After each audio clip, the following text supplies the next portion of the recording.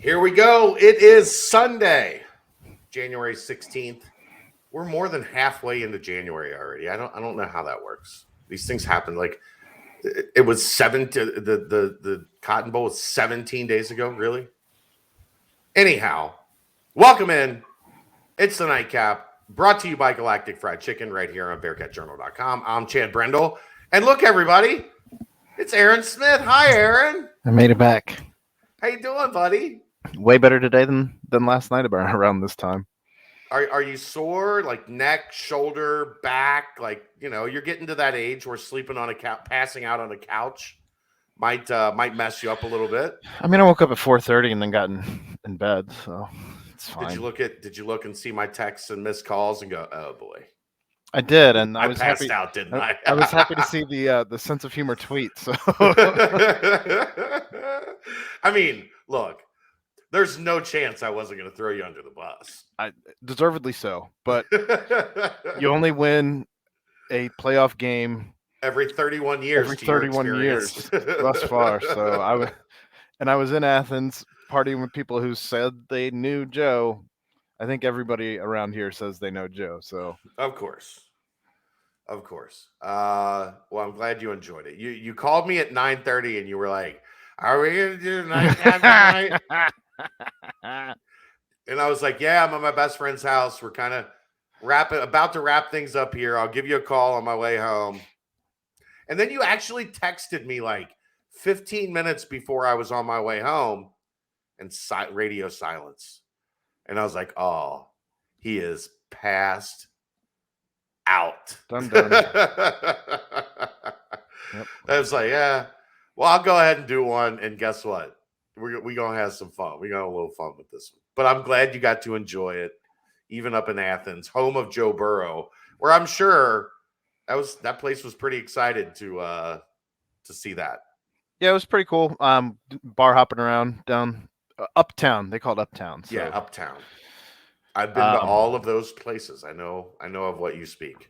Yep, and settled in at the pub, actually, just called the pub.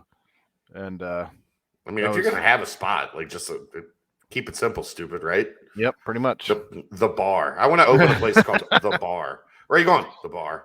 There was a place like that up at Wright State called Dive Bar. I mean, nothing in front of it. Just the Bar. Where are you going? I mean, the Bar. It was a dive bar. So I mean, yeah, that's still an extra word. I just want to be the Bar. I wonder if that's like why do we not see that? Is that like they don't allow that? You can't just be called the Bar? It's probably trademarked somewhere. Somewhere. All right, let's get to it. UC news of the day. Biggest news of the day. Bearcats 61-57 winners at Wichita State. As part of the win, Wichita State now has to call UC daddy. They've won 8 of the last 9. And this was supposed to develop into a rivalry when Wichita State got to the American. It looked today, I fully expected a really angry Wichita State team. They'd started 0-3 in conference play. They had just lost at the Horn at home against Tulane. Lost 4 in a row at home. Yeah. And like I expected that to be a team that was ready to protect their home turf. And for the most part, they did a good job of that for about 30 minutes. But Cincinnati, man, you got to give those kids credit because every time it looked like Wichita State was about to put them away. They were up 10 a couple times in the first half. They were up 8 multiple times in the second half. And Cincinnati just always found a way to hang around. It's that when you're the team that's winning, right? It's that we can't put this team away. Like they just won't stop being a pest. And then over the final 5 minutes, Cincinnati got their groove and got a win. I still don't understand how we won that game, to be completely honest. I watched it. I have no idea, after having watched it, how we won that game. The refs were I mean, it was a war zone. It was a war zone. That was the most physical game of the year. And before Wichita State had to start fouling at the end, they had 7 fouls, and I think Cincinnati had 12. There were 19 fouls total called, in a game that was just a bloodbath. The announcers at one point said, "Let's just start counting bodies on the floor." Yeah. Like, it was so physical. And I kind of actually, like, outside of the one that really pissed me off was Davenport getting hit on the arm his on a flopping. 3 and getting a flop warning. Like, what are we doing? What are we doing? Like, okay, you're not going to call somebody getting hit like this in the middle of their shooting form? Okay. But then you call him for a flop? Like, even the Newman thing where he got in a crowd and got hit in the face. He got his it's in the face. That's the second game in a row for Newman. Like, I mean, he got his face palmed at Memphis and got hit with a double foul somehow, even though he was on the receiving end of an entire hand on his face. It was a stiff arm. He got stiff armed in the middle of a basketball game. I don't know. Like, I wasn't as mad on that one. Like, calling it a travel when he got Udeze just smacked him in the face. And they were like, "Oh, you walked." And then Jeremiah Davenport was like, he got fouled. And the ref looked at him like, "That's not a foul. That's not a foul, son." Clown show. This unbelievable. But look, man, that was incredible toughness from Cincinnati because Wichita State threw everything they had at the Bearcats. I asked Wes about this in the post game. For the first 25, 30 minutes or so, that was outstanding scouting report defense from Wichita State. Yeah.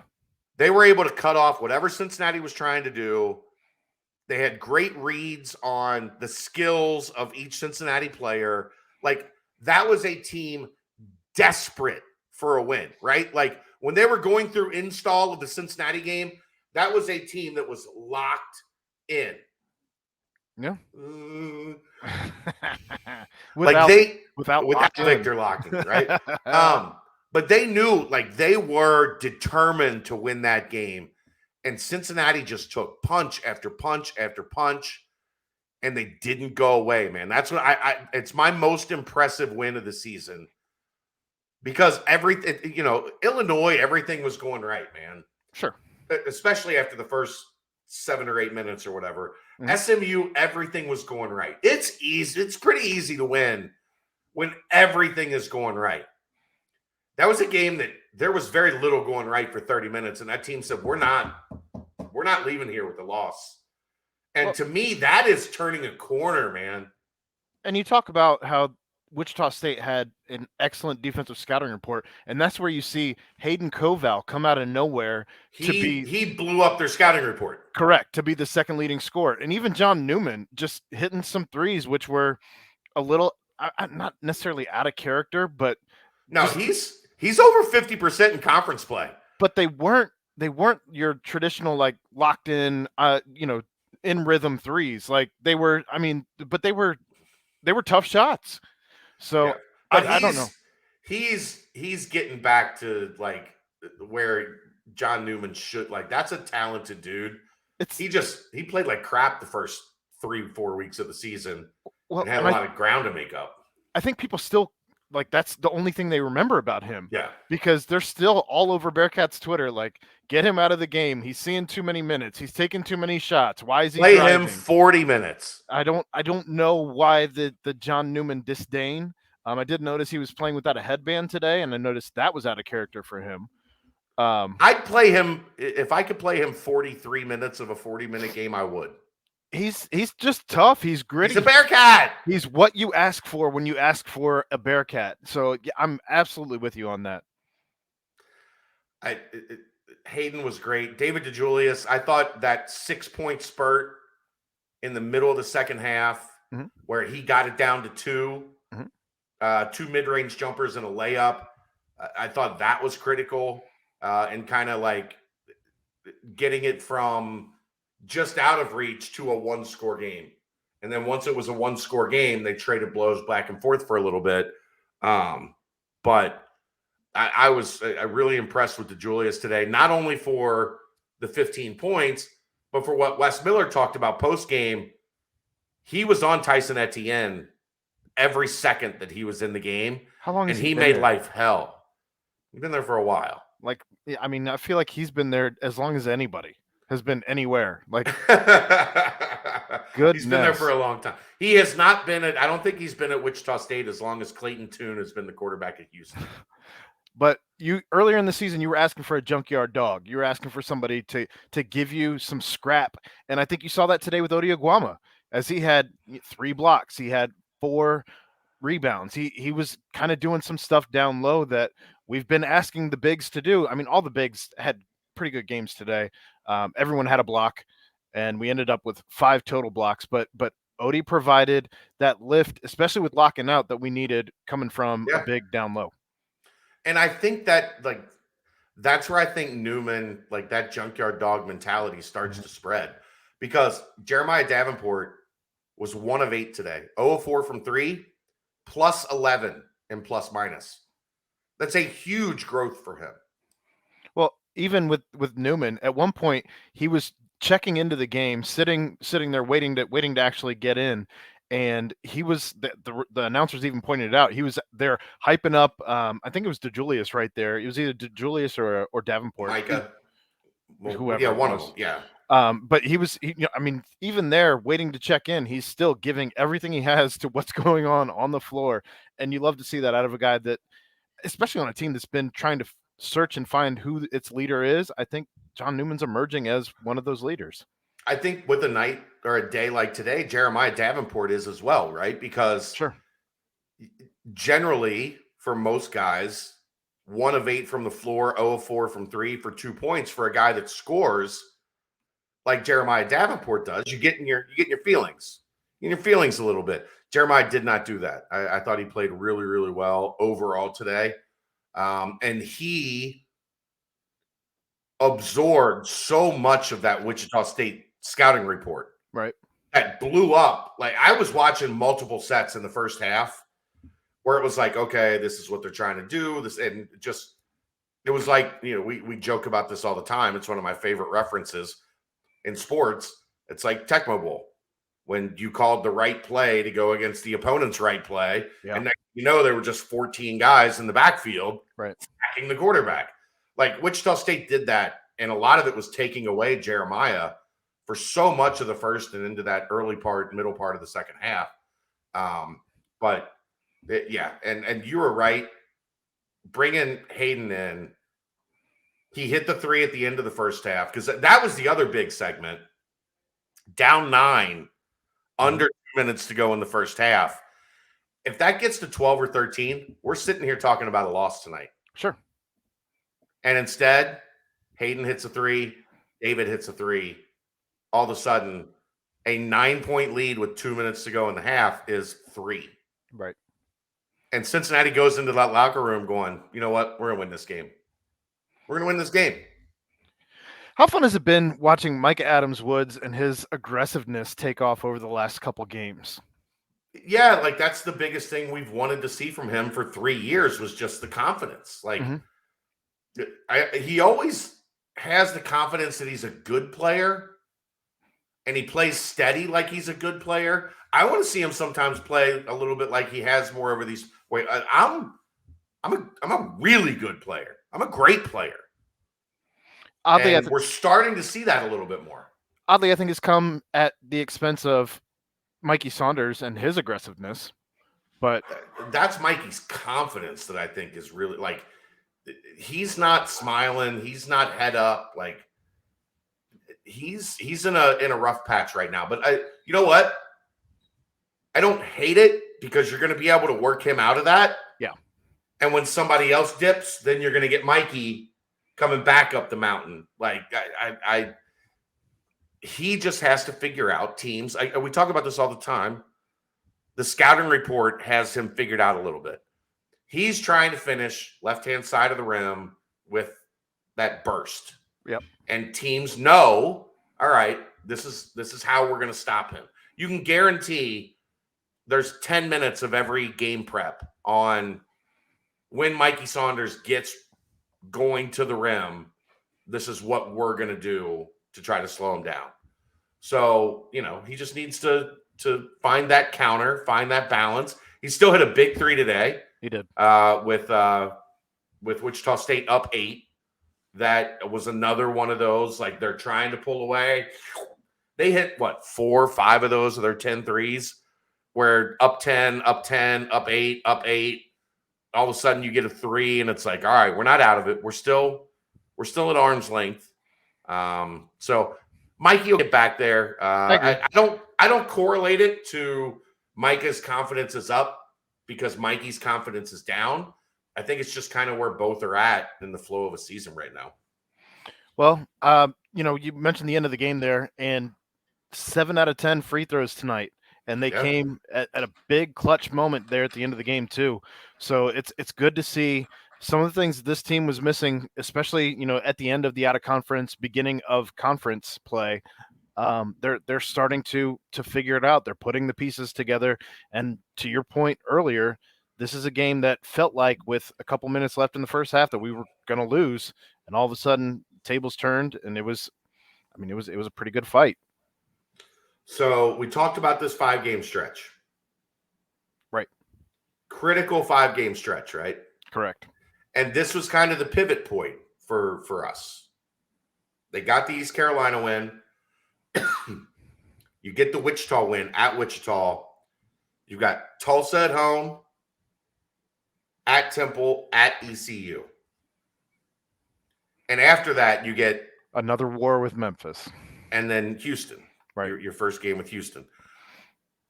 How do you feel going into this stretch of Tulsa at home on Thursday, and then on the road at Temple, then at East Carolina? East Carolina worries me a little bit. That's a team they beat Memphis the other night. At ECU, it concerns me a touch at least. Well, and they played close with Cincinnati when they were here. Yeah. So I don't know. I mean, this team's definitely instilled some confidence in me that I didn't have prior to that Memphis game. And I think that the team probably feels that as well. They probably use that as a building block of confidence that, hey, we can hang with anybody in this conference. Because SMU. I think Memphis has a little bit better of a roster, though, at the end of the day. Yeah, but I mean, SMU at home was kind of when coming after that loss to Tulane, SMU was when the confidence started to pick up, at least, I think. So I don't look for that first game with Houston to end up getting rescheduled at this point. I have no confidence in the conference to figure that out. But that said, Houston's still playing just as strong, even with some of those guys out. So to your point, this is going to be 3 tough games that they need to figure out a way to win. And, we talked about they even Dave and I talked about this when I had to jump in for you when you got that phone call on the BCJ pod.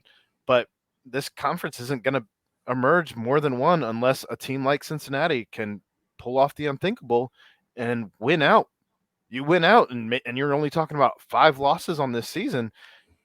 They'd be in if they want. It wouldn't even be a question. I agree. With the win over Illinois, but they're not gonna. I'm not betting the house on this. No, and nor should you. There's still 2 or 3 or 4 more losses to come in the conference. It's just a matter of getting in line to play your best ball as you get through February. Right, but if we were talking about a team that was only going to have roughly 8 or 9 wins or losses on the season, you would have taken it all day long at the beginning of the season. So I'm just not going to let you be like, hey, if they win out. Oh no, come on. It's a heat check for sure. 12 games left. I understand, and you got if they win out some very hard games. That's fine, but are you still drunk from last night? I mean, no. That wasn't confident. You weren't sure about that? There was a lot of drinks last night. Before we get out of here, just one quick thing. Our old friend Tim Adams put on the board that Walt Stewart is in line to head back to Cincinnati and join the Cincinnati staff, potentially coaching snipers, dollar, whatever you want to call it. I can neither confirm nor deny that report. Fair enough. Got a twitch. Can neither confirm nor deny that report, but I think look, man, I love Walt Stewart. Great kid. It was heartbreaking when it got out that he had neck injury, that he was no longer going to be able to play. college football. I have talked to him a couple times over the summers at football camps where he's come down and worked Cincinnati's camps. If I will say, I'm confident that there is some mutual interest between the two sides, and if it comes to be finalized that Walt Stewart joins the Cincinnati staff, I'm going to be really happy because that's a kid I pulled really hard for in getting to know him when he was here. Obviously, that was still Tim's domain as the guy running the football board at that point in time. But I was around, and I did get to know Walt a little bit. And like I said, I've gotten to know him even more since he has become an assistant coach as he's been out on the road. And I would love nothing more than to see Walt Stewart on this staff at Cincinnati. And I won't say it's 100%, but I feel good that, when we're at spring practice, maybe I'll get a chance to do an interview with Walt Stewart for the fan base to welcome him back home. Well, when he was at Temple, he did coach the 2019 AAC Defensive Player of the Year, Quincy Roche. Roche. That's fine. It's always fun with all the poaching we've had done of late, to get a guy who's currently at Arkansas State under Butch Jones, and to be able to just kind of give Butch Jones a nice little coming to yay ha, if that's something that does happen. So, and I know in this process, Walt was also contacted by Marcus Freeman. Walt has talked to Cincinnati like 3 different times since Luke Fickell has been here, and hopefully this is the one that gets him home. So stay tuned to Bearcat Journal. We'll continue to monitor that, and thank you to Tim Adams for popping on the board and sharing some info with us again, because Tim is as loved as you can possibly get in the BCJ community, outside of Aaron Smith, of course. Some days. Is what it is, right? Let's go. All right, that's going to wrap it up. We'll see you tomorrow night. It's the nightcap. Oh, crap. I didn't even do a Galactic read. I forgot. We were excited. Go to Galactic Fried Chicken. Download the app. Android, iPhone, everything Galactic. I got ahead of myself today. I got to get it right. And also, tomorrow night, new sponsor kicks off. Let's go. Home field. They've been overly aggressive with it. Like, it's not even a surprise at this point. The home field Cincinnati collection is dropping a week from today. And I'm excited about it. We'll talk about them tomorrow night on The Bounce. And we'll talk more about Galactic Fried Chicken tomorrow night. I screwed that up. That's my fault. I was excited. I wanted to talk about the win over Wichita State, and I wanted to give you crap for passing out on me last night. Last time I was here, we did a 6-minute read for them. So we did. All right. See you tomorrow. It's the nightcap, brought to you by Galactic Fried Chicken, right here on BearcatJournal.com. See ya.